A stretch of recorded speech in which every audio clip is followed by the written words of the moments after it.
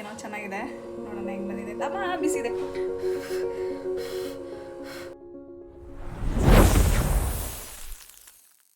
Hi ಎಲ್ಲರಿಗೂ ನಮಸ್ಕಾರ. ನಾವಿವತ್ತು ಮಾವಿನಕಾಯಿ ಉಪ್ಪಿನಕಾಯಿ ಮಾಡುವ ಅಂತೇಳಿ ಮಾಡ್ತಿದ್ದೀವಿ. ಈ ಉಪ್ಪಿನಕಾಯಿ ವಿಶೇಷ ಏನಪ್ಪ ಅಂತಂದರೆ ಉಪ್ಪು ಖಾರ ಜೊತೆಗೆ ಸ್ವೀಟ್ ಕೂಡ ಇದೆ. ಸೊ ಇದು ನಾವು ಮೊದಲನೇ ಸಲ ಟ್ರೈ ಮಾಡ್ತಿರೋದು. ಬನ್ನಿ ನೋಡುವ ಹೆಂಗಾಗುತ್ತೆ ಅಂತ. Sweet mango pickle.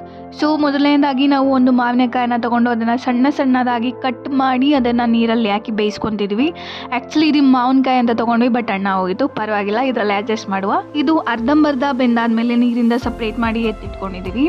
ಈ ಥರ ಒಂದು ಬಾಣಲಿಯಲ್ಲಿ 3 ಟೇಬಲ್ ಸ್ಪೂನ್ ಅಷ್ಟು ಎಣ್ಣೆ ನಾನು ತೊಗೊಂಡಿದ್ದೀನಿ. ಇದಕ್ಕೆ 1 ಟೇಬಲ್ ಸ್ಪೂನ್ ಸಾಸಿವೆ, 1 ಟೇಬಲ್ ಸ್ಪೂನ್ ಅರಿಶಿಣ ಪುಡಿ, 1 ಟೇಬಲ್ ಸ್ಪೂನ್ ಮೆಣಸಿನಕಾಯಿ ಪುಡಿ ಮತ್ತು ಅರ್ಧ ಟೇಬಲ್ ಸ್ಪೂನ್ ಅಷ್ಟು ಉಪ್ಪನ್ನು ಹಾಕಿ ಚೆನ್ನಾಗಿ ಮಿಕ್ಸ್ ಮಾಡಿ, ಇದಾದಮೇಲೆ ಇದಕ್ಕೆ 1 ಕಪ್ಪಷ್ಟು ಬೆಲ್ಲವನ್ನು ನಾನು ಆ್ಯಡ್ ಮಾಡ್ತಾಯಿದ್ದೀನಿ.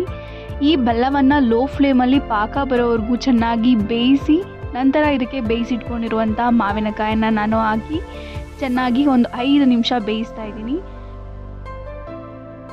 ಇದನ್ನು ಚಪಾತಿ ಜೊತೆ ಟ್ರೈ ಮಾಡಿದ್ವಿ. ಒಳ್ಳೆ ಕಾಂಬಿನೇಷನ್ ಅಂತಲೇ ಹೇಳ್ಬೋದು. ನಮಗಂತೂ ತುಂಬಾ ಇಷ್ಟ ಆಯಿತು. ನಿಮಗೂ ಈ ರೆಸಿಪಿ ಇಷ್ಟ ಆಯಿತು ಅಂತಂದರೆ ನೀವು ನಿಮ್ಮ ಮನೆಯಲ್ಲಿ ಮಾಡ್ಕೊಳ್ಳಿ. ಹೇಗಿತ್ತು ಅಂತ ನನಗೆ ಕಮೆಂಟ್ ಬಾಕ್ಸಲ್ಲಿ ತಿಳಿಸಿ.